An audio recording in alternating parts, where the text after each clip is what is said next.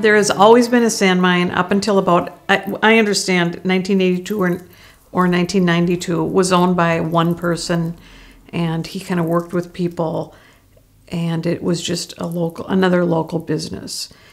7 years ago, it was 5 trucks and a hole in the ground that they took some sand out of. Now it is not that at all.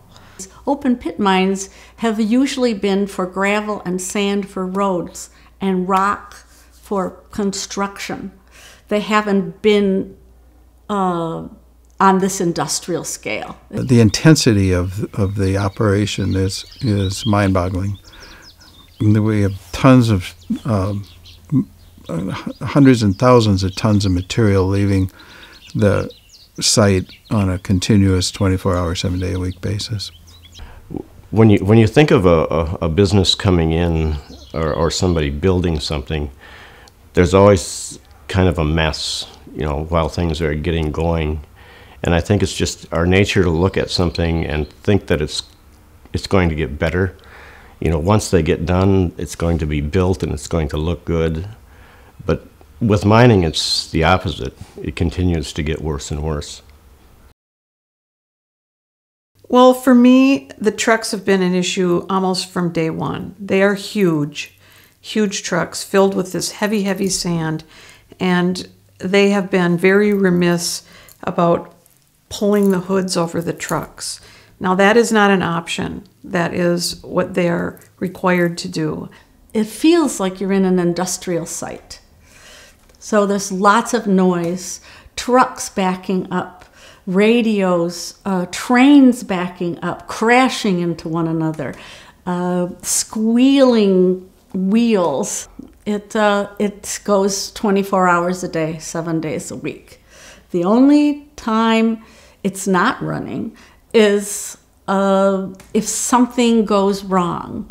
Like sometimes there's too much sand on the railroad tracks, and there is a device, some kind of car that sweeps it, and that is very noisy. It overwhelms you. There are supposedly going to be 80 trucks a day going in each direction. These are not just pickup trucks. These are grain size semis. I tell you, sometimes when the trains run through town at 60 miles an hour past that loading station, you get a huge cloud of dust just come scattering up all over the place as those trains rush through here, and you just wonder, okay, what am I breathing? Just there's sand everywhere. There's fine sand all over the sides of the road, and it's like constant. Even when they go with the street sweepers, they can't get it all. A lot of times the gates don't shut, and so you see a truck going down the street, and there's this little trail of sand dumping out. Probably over the past 10 years, the people of Maiden Rock have been exposed to quite a bit of silica sand inhalation. You can't help it. I don't know a lot about the ramifications of silicosis, but I know it's not something that I want in the air. And I don't want to be breathing it in. And I have children that come here and grandchildren, and I don't want them to be exposed to it. And I'm afraid to let my grandchildren go even anywhere but the backyard. This operation at the present time uses about 1.25 million gallons a day extracted from deep, high-capacity wells to wash that sand. Most of that 1.25 million gallons gets dumped back into the earth right at the surface. And they wash water, goes into settling ponds, and whatever they wash ends up in the groundwater.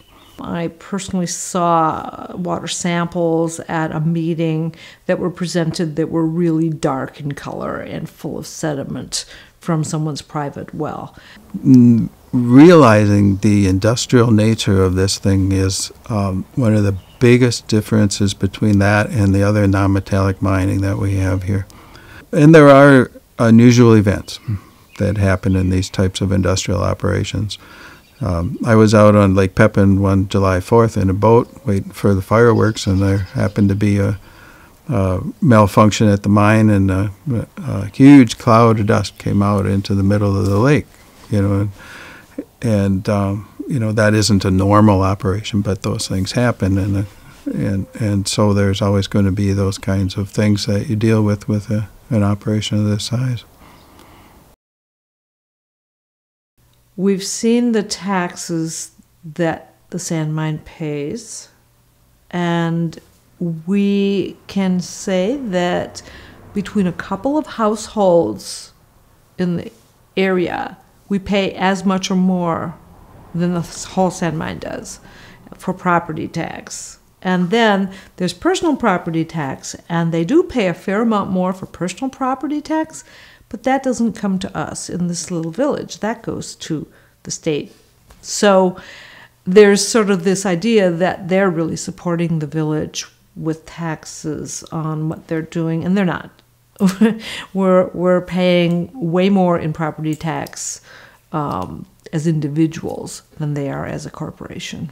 We had a bed and breakfast here at one time that was very successful, and next thing you know, the mine comes in and people are trying to rent rooms, and here's this industrial operation across the street, and they're here for quiet and rest, and we don't have a B&B anymore. But now you try to sell that place. You know, who's going to want to buy it, live next door to a mine? None of the people that run the sand mine even live in Maiden Rock or even anywhere near, which I think is pretty interesting. So there's no investment. I don't see that there's any personal investment in the village. This is definitely a big corporation. This one is out of Ohio. The previous ones that opened were from the south and perhaps even offshore. It is a huge industrial operation, and as I said, it feels like you're in an industrial site. If I owned the mine, I would definitely not live next door to it. No, I would want to have it in someone else's backyard. We put basically our savings, all of our savings into this, and I'm not sure, knowing what I know now about the mine right next door, if I would have done that. I probably would have looked at other properties or other villages or other areas. We actually lose property tax base because the sand mine makes it a less attractive place to be. The mine does a lot more taking than giving. They are literally stripping us of an incredible natural resource and hauling away all the money along with the sand. If I lived next to the site of a proposed mine, I would be talking to the county board, my township, my village, my city, whatever it is, to prevent permits to go ahead and mine. And get moving right now. Organize. See, it kind of, I think we did a really good job, but it was so shocking and it happened so suddenly that people didn't even really know what to think. Talk to people and get media attention and say, look, is this what you want?